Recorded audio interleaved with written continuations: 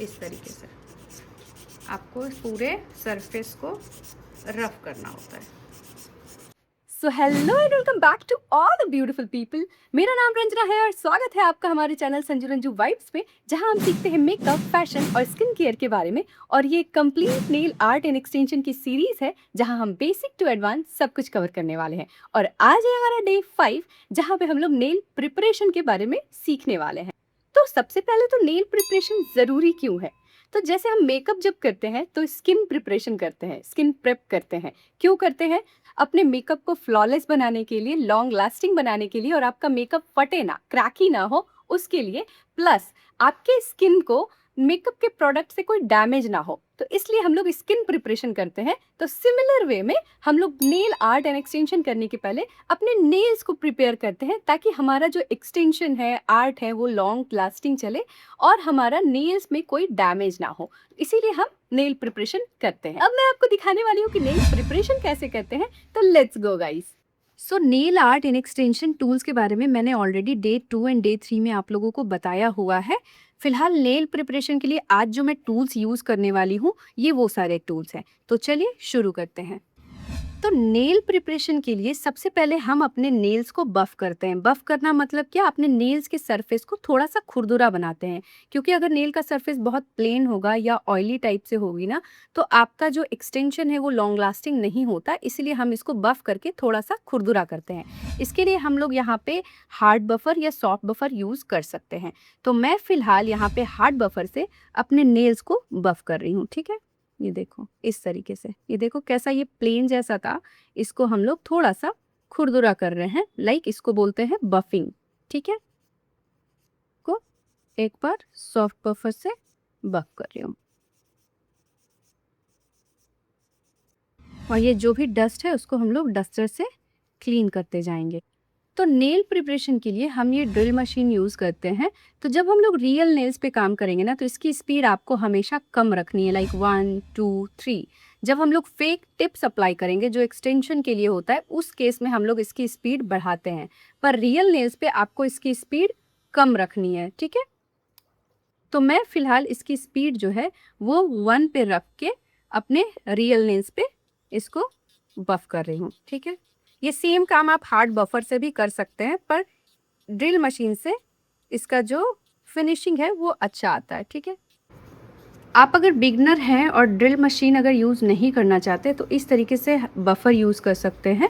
तो बफर से सिंपली आप इसको बफ कर सकते हैं। ठीक है, ये देखिए इस तरीके से आपको इस पूरे सरफेस को रफ करना होता है। और इस डस्ट पार्टिकल को हम लोग डस्टर से अच्छे से क्लीन कर देंगे।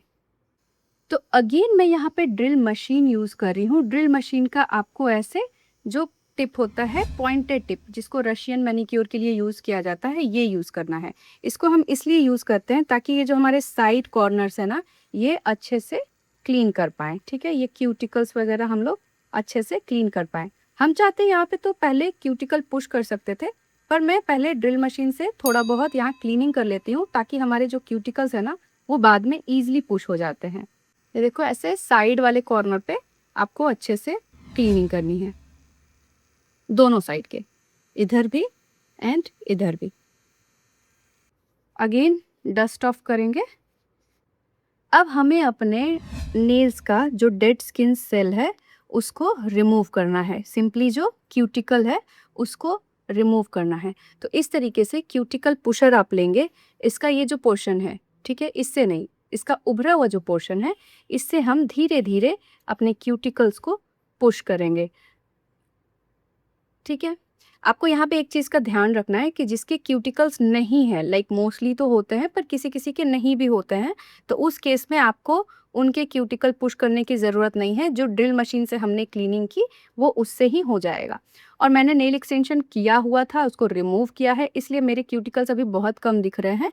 अदरवाइज़ मैं अगर से अपने दूसरे हाथ का दिखाऊं तो यहाँ पे मेरे क्यूटिकल्स आप ईजिली देख सकते हैं। इस तरीके से हमें इसको रिमूव करना होगा। धीरे धीरे आपको पुश करना है, एक ही बार बहुत तेज से पुश मत करना। बिगिनर हो, धीरे धीरे आप लोग स्टार्ट करोगे। ठीक है, इस तरीके से क्यूटिकल पुशिंग करेंगे। ये देखो, सिर्फ डेड स्किन तक ही करोगे, रियल स्किन पे लगनी नहीं चाहिए। ठीक है, फिर देखो सेम ड्रिल मशीन को मैंने स्पीड रखी है इसकी 1 पे एंड सेम ड्रिल मशीन से इसी क्यूटिकल के पास में मैं थोड़ा सा रशियन मैनिक्योर करूंगी। रशियन मैनिक्योर मतलब क्या? ये पतले वाले बिट से आपको इस क्यूटिकल के आसपास क्लीनिंग करनी है। सिंपल लैंग्वेज में ऐसे समझो कि इसके आसपास आपको क्लीनिंग करनी है, ठीक है। हल्के हाथों से क्लीनिंग करना है, बहुत प्रेशर किसी चीज में नहीं देना।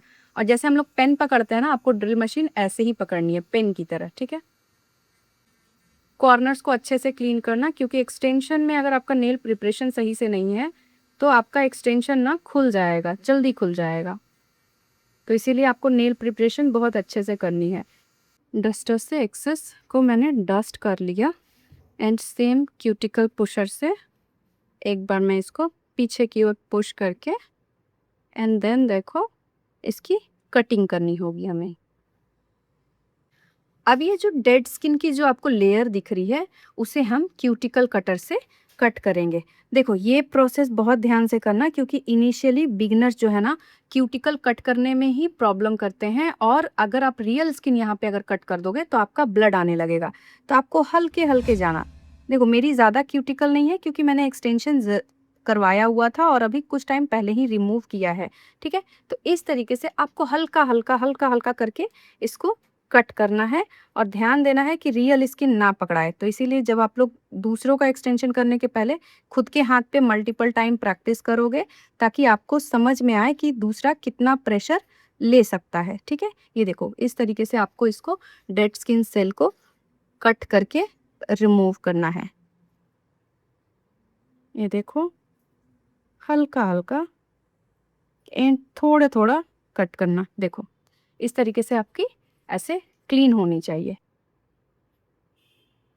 और खींचना नहीं है। बहुत लोग ऐसे करके खींचते हैं ना, खींचना नहीं है, आपको कटिंग करनी है, ठीक है। कटिंग करनी है। देखो क्यूटिकल कटिंग के बाद भी अगर लगे आपको कि क्लीनिंग अच्छे से नहीं हुई है तो इस केस में अगेन एक बार आप सेम रशियन मैनिक्योर वाला जो टिप है हमारा वो लेके एंड इसको अच्छे से हल्के हल्के हाथों से इसको क्लीन कर दोगे, ठीक है। ये देखो वॉल्स को आप अच्छे से क्लीन करोगे अगर एक्सटेंशन करना है तो, ठीक है। यहाँ पे वॉल्स को अच्छे से क्लीन करोगे तो जो एक्स्ट्रा डस्ट है उसको हम डस्ट ऑफ कर लेंगे।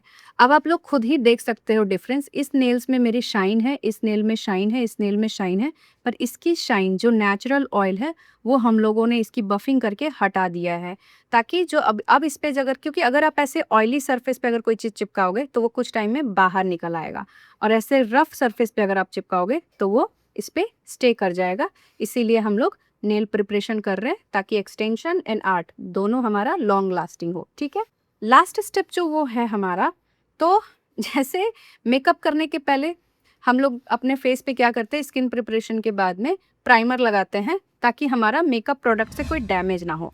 उसी तरीके से हम लोग अपने नेल्स पर एक्सटेंशन करने के पहले नेल प्रिपेयर जब हो जाता है तो ये डिहाइड्रेटर लगाते हैं जो कि एयर ड्राई है। ये लगाते के साथ ही ड्राई हो जाएगा, ठीक है। तो हमारा नेल प्रिपेयर है। सो नेल प्रिपरेशन करके मैंने आप लोगों को आज दिखा दिया गाइस। मैंने अपनी इस फिंगर पे नेल प्रिपरेशन किया है और बाकी सब पे नहीं किया, ताकि आप डिफरेंस समझ पाओ।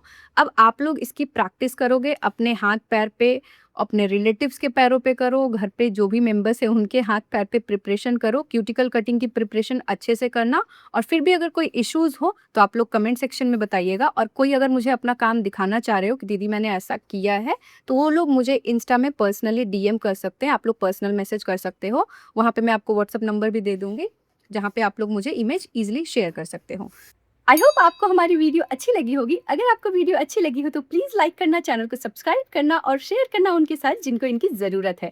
तो मिलते हैं नेक्स्ट क्लास में जहाँ पे मैं आपको नेल्स शेप्स के बारे में बताने वाली हूँ। तब तक के लिए tata, bye bye, take care guys.